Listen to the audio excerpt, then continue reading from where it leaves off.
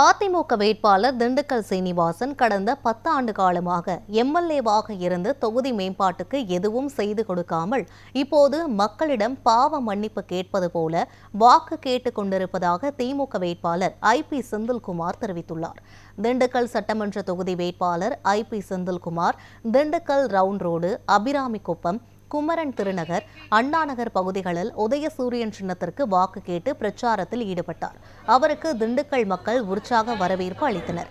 அப்போது பேசிய அவர், திண்டுக்கல்லில் இருக்கும் தண்ணீர் பற்றாக்குறையை சரி செய்ய அமைச்சர் ஐ. பெரியசாமி வைகை அணையிலிருந்து தனியாக பைப்லைன் மூலமாக தண்ணீர் கொண்டுவர ஒரு திட்டத்தை வடிவமைத்து 565 கோடி திட்ட மதிப்பீடு உறுதி செய்து நிர்வாக அனுமதிக்கு வைக்கப்பட்டுள்ளது. தான் சட்டமன்ற உறுப்பினரானவுடன் அந்த கோப்பு முதலமைச்சர் கவனத்திற்கு எடுத்து சென்று உடனடியாக செயல்படுத்தப்படும் என கூறினார். அதிமுக வேட்பாளர் திண்டுக்கல் சீனிவாசன் குறித்து பேசிய அவர், 10 ஆண்டு காலத்தை திண்டுக்கல்லுக்கு வீணடித்துவிட்டு இன்றைக்கு மக்களிடத்தில் வந்து பாவம் மன்னிப்பு கேட்பதை போல யாருக்கும் கெடுதல் செய்யவில்லை என்று பேசுகிறார் என கடுமையாக சாடினார்.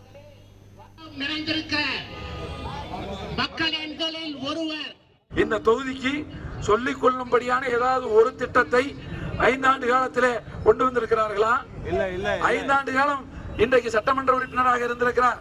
சட்டமன்றத்தில் இந்த தொகுதிக்காக என்ன பேசி இருக்கிறார்கள்? ஆக 10 ஆண்டு காலத்தை திண்டுக்கலுக்கு வீணடித்து விட்டு இன்றைக்கு மக்களிடத்திலே வந்து பாவ மன்னிப்பு கேட்பதை போல இன்றைக்கு சொல்றார். என்ன சொல்றாரு?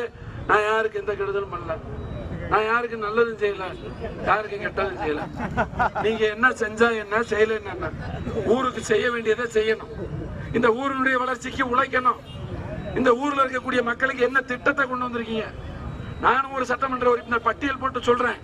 நான் 10 ஆண்டு காலம் பழனியினுடைய சட்டமன்ற உறுப்பினராக இருந்து கொண்டிருக்கிறேன். என்னுடைய தொகுதியில என்னுடைய மக்களுக்கு நான் கொண்டு வந்த திட்டங்களை பட்டியல் போடுகிறேன். நீங்கள் என்ன திட்டங்களை இந்த தொகுதிக்கு கொண்டு வந்திருக்கிறீர்கள்? உங்களால சொல்ல முடியுமா?